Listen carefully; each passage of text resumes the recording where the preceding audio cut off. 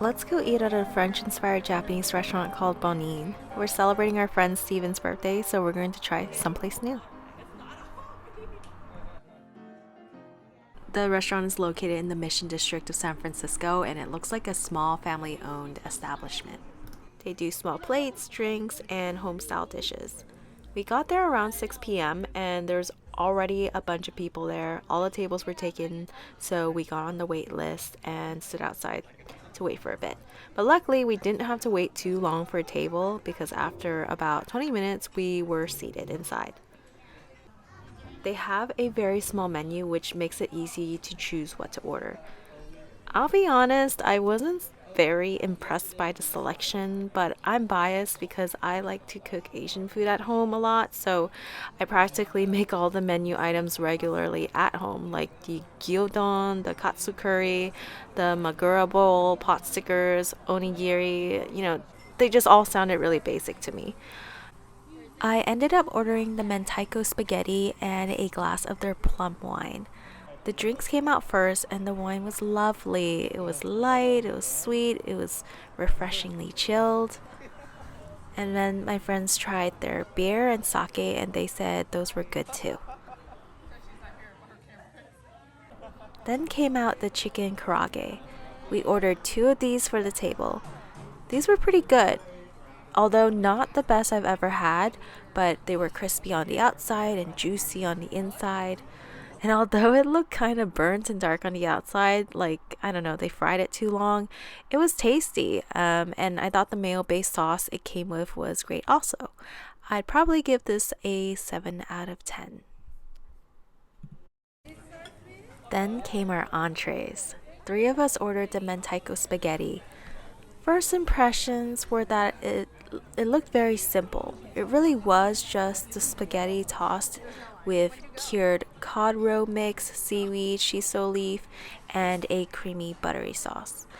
I thought the flavor was good and you could see the little cod roe in the sauce, but I would have loved the option to add some additional protein to it or veggies just to bulk it up and so that it was a bit more balanced and substantial.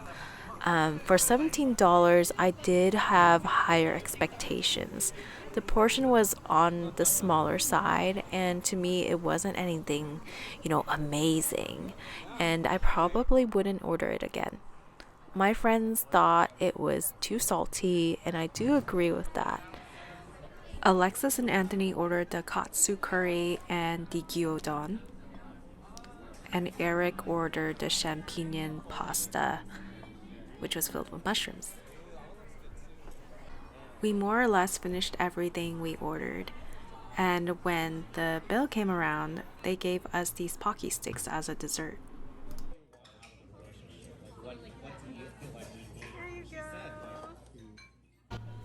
This is just my honest opinion, and we tried it, so you didn't have to. But if you've been here before and you like it, tell me what you think below. Maybe we just didn't order the right things.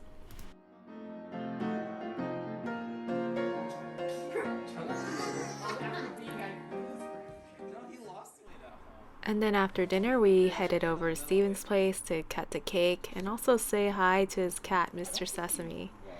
Isn't he cute? Just kidding, I don't really like cats, but I know a lot of people do. Don't come for me, cat lovers. And taller. Maybe he's grown. He was only like a year and a half when we got him. How old is he now? I think like two and a half. Oh.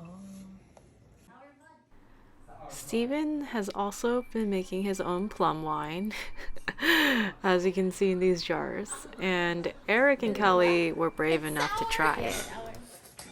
It's been fermenting for a year. Oh. Like, right? Yeah, it's true. Is it sweet though? Is there like sugar? No, it's just sour. It's so sour. What is this? Steven's turning 30, so he gets 3 candles on each cake. We had a strawberry cream cake and a red velvet cake. Happy birthday to you.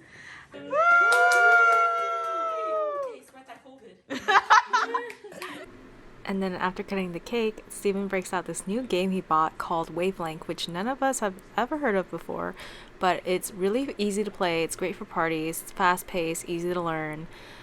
Wavelength is a social guessing game where two teams compete to read each other's minds. It's kind of similar to Codenames if you played that before.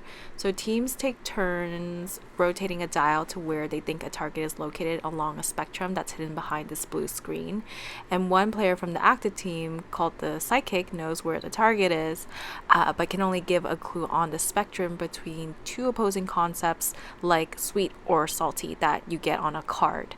After that, their teammates have to guess where the target is. It sounds confusing, but I promise you'll get it after a practice round.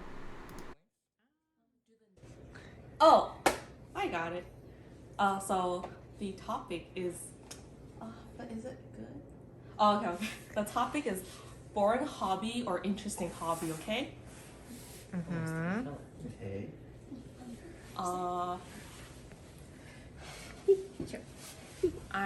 Does that have to be one word or can Yeah, it be one word. Boba. What? Sounds pretty But boring was to not a me. hobby, man. I can only use one word. That's Getting got boba it right. is not a hobby. Okay, next. Body part or useless body part? Oh, this is a good one. It's a pretty easy one. Let me see it. Legs. Legs. Super Useful. useful. All the way to Always the useful. right. Useful. Yeah, very Like that. useful, man. Yeah. I Are you ready? Are we aligned? Yeah. Okay, ready? Oh. Yay. I think it would have been hard if the spectrum was like in the middle. Yeah. It's like, What's Your a middle pinky. part? Your kidney. earlobe.